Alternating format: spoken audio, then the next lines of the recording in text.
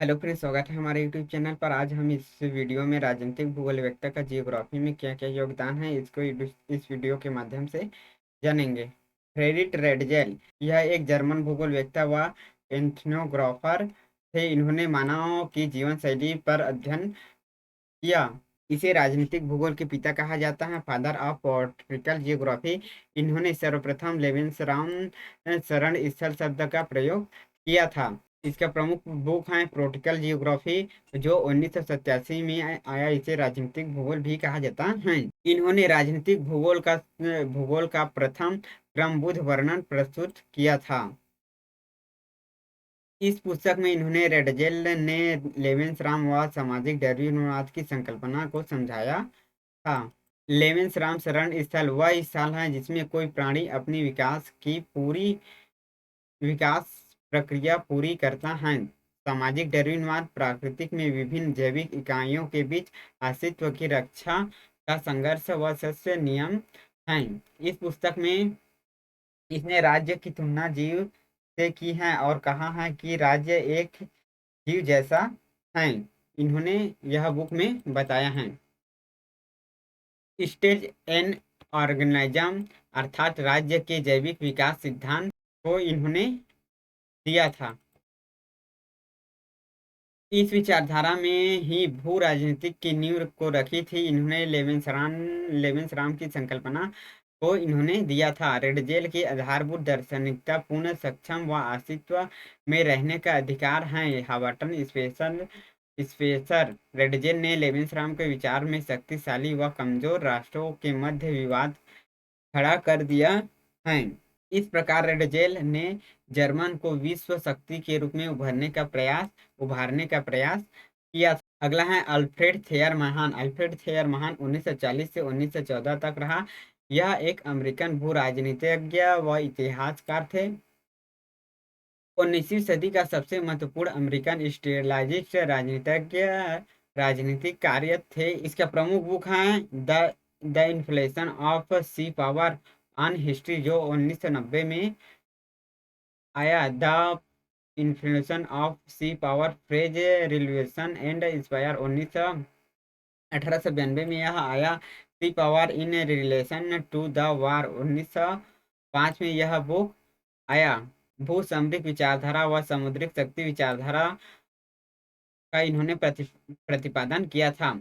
There महान ने समुद्रिक शक्ति को अधिक महत्व दिया और समुद्रिक शक्ति वह समुद्रिक स्थिर रखने वाले देशों को शक्तिशाली के रूप में दर्शाया है। इन्होंने पैमाना नहर का निर्माण की सिफारिश की थी। इन्होंने ग्रेट ब्रिटेन की स्थिति को आदर्श स्थिति माना। अगला है रिपोर्ट जेलेन 1864 से 1922 तक रहा। यह एक स्वीडन राजनीतिक विज्ञानी व राजनीतिज्ञ थे। इंट्रोडक्शन टू स्वीडेन्स जियोग्राफी को इन्होंने 1900 में दिया। इन्होंने सर्वप्रथम भू राजनीति के जियोलॉजिस्ट शब्द का प्रयोग किया था। यह भूगोलवेत्ता रिडजेल का विचार से प्रभावित थे। यह रिडजेल का शिष्य था। रिडजेल के जैविक राज्य सिद्धांत को आगे चलकर इन्होंने विस्तार रूप में दिया तथा भू राजनीतिक शब्द को इन्होंने दिया था। इन्होंने बताया कि समुद्रिक शक्ति का अंत होकर वास्तविक शक्ति स्थलीय राष्ट्रों के हाथ में होगी। यह विचार इन्होंने अपनी पुस्तक इंट्रोडक्शन टू स्वीडन जियोग्राफी में प्रस्तुत किया था। गवर्नमेंट वर्ग विश्व जर्मनी में एक भाषण इन्होंने दिया था। इसका प्रमुख लेख है the state of A learning form in lake. यह जर्मनी के इच्छा शक्ति के रूप में इन्होंने प्रस्तुत किया है। जियोपॉलिटिक्स राज्य की भौगोलिकरण विश्लेषण इन्होंने दिया था। फोटोपॉलिटिक राज्य की शासन व्यवस्था का इन्होंने विश्लेषण किया था। डेमोपॉलिटिक शब्द का राज्य की जनसंख्या का इन्होंने विश्लेषण किया। वह टोक्यो पोलिस राज्य की अर्थव्यवस्था का इन्होंने विश्लेषण किया था। सोशियोपॉलिटिक्स राज्य समाज के इन्होंने विश्लेषण किया था। आगे चलकर कार्ल हमसोफन ने जेलेन के कई विचारों को अपनाया व भू राजनीतिक विचारधारा का इन्होंने प्रतिपादन किया था। निकोलस जे स्काईमैन डच अमेरिकन भू राजनीतिक विचारक यह है। डच नीदरलैंड के अमेरिकन जियोग्राफर भी कहा जाता है। इसके प्रमुख बुक हैं द जियोग्राफी ऑफ पीस, जो 1944 में इसके मरण उपरांत में यह प्रकाशित हुआ था।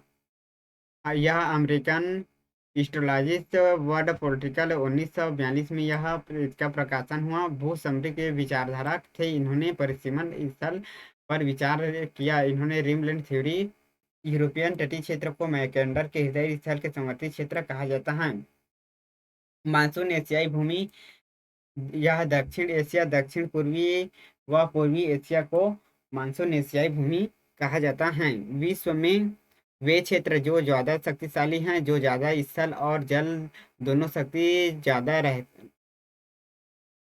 विश्व में वे क्षेत्र जिसके जो ज्यादा शक्तिशाली हैं, जिसके पास स्थल और जल दोनों की शक्ति ज्यादा रखता है। भौगोलिक तथ्य बदलते नहीं, किंतु उसका अर्थ है विदेश नीति के अनुसार होता है। यह बताया स्काईमैन ने कहा। यह येल विश्वविद्यालय यूएसए में राजनीति के प्रोफेसर थे। इन्होंने अंतर्राष्ट्रीय संबंध पर भी अध्ययन करवाता था। अगला है डी सेवेर स्काई। यह एक अमेरिकन पॉलिटिकल जियोग्राफर थे। वायु युगिन विचारधारा का इन्होंने प्रतिपादन किया था। इसका प्रमुख बुक है history to fire air.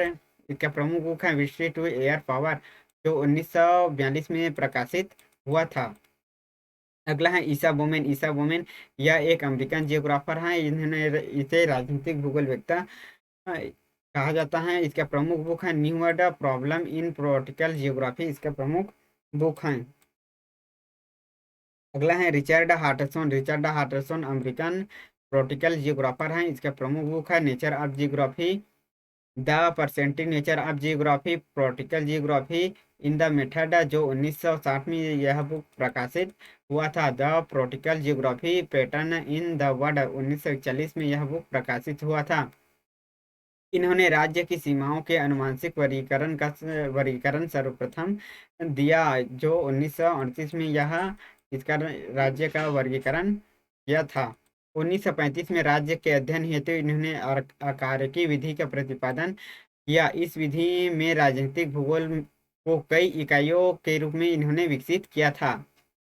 State India की अवधारणा के इन्होंने विकास किया था तथा कार्यात्मक उपागम का इन्होंने प्रतिपादन किया। अर्थात हाटरसन ने ही सर्वप्रथम राज्य की विभिन्न इकाइयों के मध्य पारंपरिक अंत संबंध का अध्ययन पर इन्होंने बल दिया था। इसने राज्य को एक राजनीतिक इकाई के रूप में कार्य करते रहने का विचार दिया था। अगला है डॉर्बेट हिटलसी। यह एक अमेरिकन भूगोलवेत्ता है। इसे राजनीतिक भूगोलवेत्ता भी कहा जाता है। इसका प्रमुख बुक है the earth and the state, 1939 में यह प्रकाशित हुआ। इन्होंने क्षेत्र एकरूपतावाद सिद्धांत का निर्माण में सहयोगी रहा। इसने राजनीतिक भूगोल के अध्ययन में ऐतिहासिक अथवा उत्पत्ति संबंधित उपागम पर इन्होंने बल दिया था। अर्थात इन्होंने राज्य का अध्ययन उनकी विकास प्रक्रिया के संदर्भ में किया था। अगला है सीवी फोहेन। यह एक अमेरिकन पॉलिटिकल जियोग्राफर था। इन्होंने जियोग्राफी पॉलिटिकल इन डेरिवेट वर्ड, इसमें इन्होंने पश्चिम राजनीतिक व्यवस्था की नीतियों के बारे में यह बुक में लिखा था। अगला है हेलवर्ड मैकेंडर। यह एक ब्रिटेन राजनीतिक भूगोलवेत्ता थे। इन्होंने ब्रिटेन में आधुनिक भूगोल के शिक्षक पुरुष भी कहे जाते हैं। इन्होंने यह लंदन स्कूल ऑफ इकोनॉमिक्स के निर्देशक थे। भू राजनीतिक विचार व जियोलॉजिस्ट की खोज की। इन्हें भू राजनीतिक विचार व जियोलॉजिस्ट के पिता भी कहा जाता है। इसका प्रमुख बुक है on the scope of method of geologist, Britain and ब्रिटेनसी, जो 1902 में इसका प्रकाशन हुआ था। The geographical period of history, 1904 में इसका प्रकाशन हुआ। जियोग्राफी द हिस्ट्री, 1905 में इसका प्रकाशन हुआ। डोमेस्टिक इंडियन एंड रियलिटी, 1919 में इसका प्रकाशन हुआ। The route of the world warning the peace, 1943 से 1945 में इसका प्रकाशन हुआ। यह जियोग्राफी में पहला कार्य था। जियोलॉजिस्ट में दूसरा कार्य था। तीसरा कार्य इसका स्ट्रेटेजिक भू राजनीतिक में था। यह तीनों कार्य किया।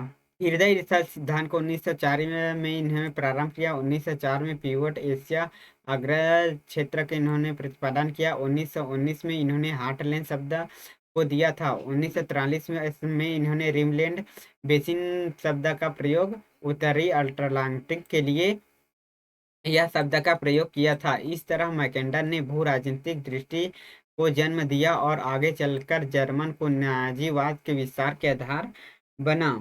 मैकेंडर ने अपने सिद्धांत में स्थल शक्ति को ज़्यादा महत्व दिया था। आज के लिए बस इतना है। अगर वीडियो पसंद आए तो लाइक शेयर कमेंट और सब्सक्राइब करना ना भूलें। Thank you.